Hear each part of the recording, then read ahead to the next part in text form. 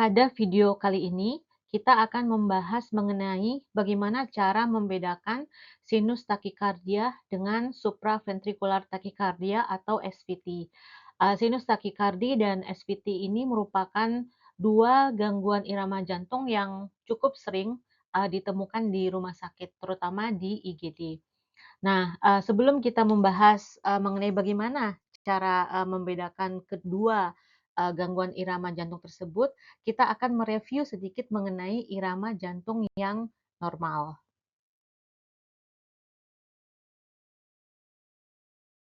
Jadi irama jantung yang normal itu dinamakan irama sinus atau sinus rhythm. Jadi yang pertama ini merupakan irama jantung yang normal.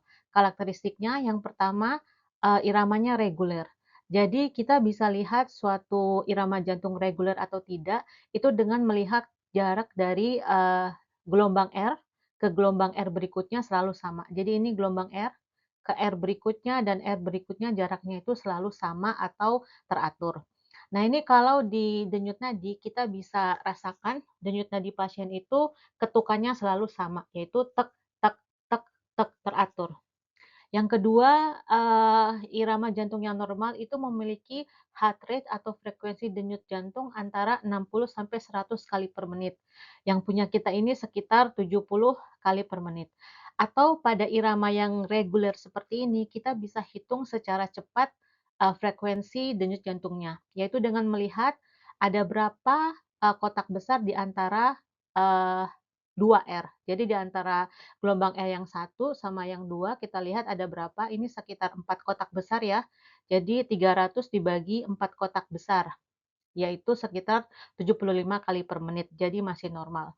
Karakteristik yang normal berikutnya itu adalah ada gelombang P yang selalu diikuti QRS kompleks. Jadi ini gelombang P, ini QRS kompleks, gelombang P, QRS kompleks. Jadi gelombang P itu menunjukkan depolarisasi atrium yang selalu diikuti depolarisasi ventrikel, yaitu QRS kompleks ini. Nah, kemudian PR interval yang normal. PR interval yang normal itu adalah 0,12 sampai 0,2 detik atau 3 sampai 5 kotak kecil. Jadi di irama jantung kita ini sekitar 5 ya, kurang dari 5, jadi masih normal. Jadi PR interval itu diukur dari awal gelombang P yang ini sampai awal gelombang Q. Jadi awal gelombang P ke awal gelombang awal QRS kompleks. Ya, jadi menunjukkan perjalanan impuls listrik dari SA node ke AV node. Ya, itu jadi masih normal punya kita ini. Jadi tidak ada gangguan konduksi atau gangguan hantaran impuls jantung. Kemudian yang terakhir karakteristik irama jantung yang normal berikutnya adalah QRS kompleks yang sempit. Jadi QRS kompleks itu ini yang tadi saya bilang itu merupakan depolarisasi ventrikel yang setelah depolarisasi ventrikelnya akan berkontraksi untuk memompa darah. Jadi QRS kompleks itu ada 3 gelombang, yaitu gelombang Q ini yang pertama. Jadi gelombang pertama yang ke bawah sedikit, kemudian gelombang R-nya, kemudian S, jadi ke bawah kedua. Nah, setelah kompleks QRS ini diikuti dengan gelombang T ya. Jadi ini gelombang T yang merupakan repolarisasi ventrikel atau ketika ventrikelnya beristirahat. Nah, kemudian kita lihat pada sinus takikardi. Pada sinus takikardi kita lihat bahwa semua karakteristik dari irama jantung yang normal itu ada, kecuali heart rate-nya. Jadi heart rate-nya lebih dari 100 kali per menit. Kita lihat iramanya reguler, iya, karena jaraknya dari R ke R selalu sama. Ada gelombang P, iya, gelombang P diikuti QRS kompleksnya sempit dan juga PR intervalnya ini 3 ya, jadi semuanya normal kecuali heart rate-nya yang meningkat. Kemudian bagaimana cara membedakan sinus takikardi dengan SVT yang di bawah ini? Pertama kita lihat heart rate-nya itu pada SVT akan di atas 150 biasanya. Jadi 150 sampai 250 kali per menit. Dan yang paling penting pada SVT itu kita tidak bisa melihat adanya gelombang P. Nah, kita tidak bisa nih melihat gelombang P-nya yang mana karena seolah-olah gelombang P-nya itu, eee, apa, bersatu dengan gelombang T. Itu tadi ya, kita tidak bisa memastikan. Nah, itu tadi cara membedakan sinus takikardia dengan SVT. Jadi pada sinus takikardi kita bisa melihat ada gelombang P yang diikuti QRS kompleks, sementara pada SVT kita tidak bisa mengidentifikasi gelombang P. Dan heart rate-nya biasanya di atas 150 kali per menit. Selanjutnya kita akan membahas mengenai penyebab dari sinus takikardi dan SVT dan juga penanganan awalnya.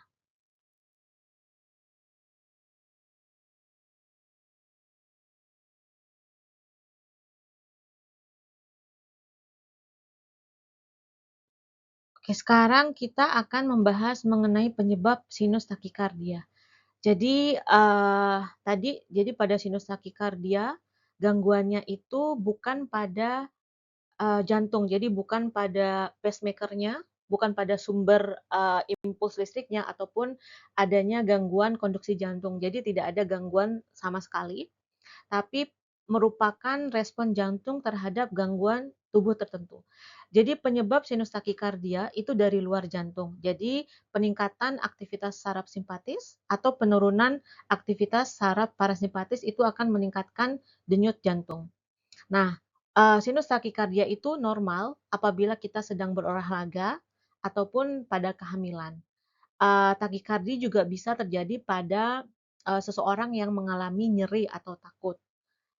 Penyebab patologis sinus takikardi misalnya demam, anemia, dehidrasi, ada hipoglikemia juga ataupun gangguan elektrolit. Nah, manifestasi klinis pasien dengan sinus takikardia itu akan tergantung pada berat ringannya takikardia yang dialami. Jadi pada umumnya bisa asimptomatik ya, atau mungkin bisa terjadi gangguan hemodinamik juga, seperti ada nyeri dada ataupun penurunan kesadaran. Jadi tergantung pada berat ringannya sinus takikardi. Nah, karena pada sinus takikardi ini penyebabnya berada di luar jantung, jadi penanganannya tentu saja tergantung pada penyebab dari sinus takikardia itu. Jadi misalnya kalau penyebabnya ternyata dehidrasi atau hipovolemia, maka terapi yang pertama diberikan itu adalah pemberian cairan. Ataupun misalnya pada pasien dengan demam, eee, terapi pertamanya itu akan memberikan antipiretik, parasetamol misalnya, ataupun pemberian antibiotik jika memang demamnya disebabkan karena infeksi. Nah, sedangkan pada SVT itu penyebabnya adalah karena adanya gangguan hantaran impuls listrik jantung di sekitar avenot atau dinding atrium. Jadi kan normalnya impuls listrik jantung itu berasal dari pacemaker yang utama, yaitu dari SA node ke AV node melalui intranodal pathway ataupun interatrial pathway. Dari AV node, impuls selanjutnya akan ke bundle of His, kemudian ke cabang His kiri kanan dan kemudian ke serabut Purkinje yang akan mengantarkan impuls listrik ke setiap sel-sel di ventrikel jantung. Nah, pada supraventricular tachycardy ada re-entry impuls di AV node. Jadi impuls itu berputar-putar di AV node sehingga menghasilkan rate yang sangat cepat. Ataupun uh, ada gangguan di mana sel-sel di sekitar AV node ataupun dinding atrium itu mulai untuk menghasilkan impuls listrik sendiri yang tidak terkoordinasi dengan impuls listrik jantung yang berasal dari SA node. Nah, iramanya tetap reguler. Nah, eee, kemudian bagaimana cara penanganan awalnya pada SVT ini? Jadi, setiap pasien dengan gangguan irama jantung, yang pertama harus kita pastikan apakah hemodinamik pasien itu stabil atau tidak.